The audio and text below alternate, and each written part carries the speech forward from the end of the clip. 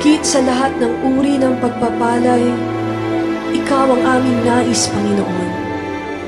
At kailanmay walang ibang makasasapat sa naising ito. Dahil Ikaw ang yaman ng langit, na sa aming ipinagkaloob ng Diyos Ama, upang sa lupa man ay aming maranasan ang iyong banal na kaluwalhatian. Maranas mo sa amin ang iyong kapangyarihan.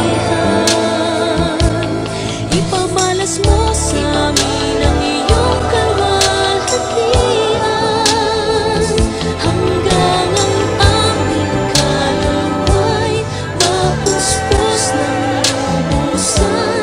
At sa aming kalagitnaan ay bumaba ang kalangitan. Dakila ang iyong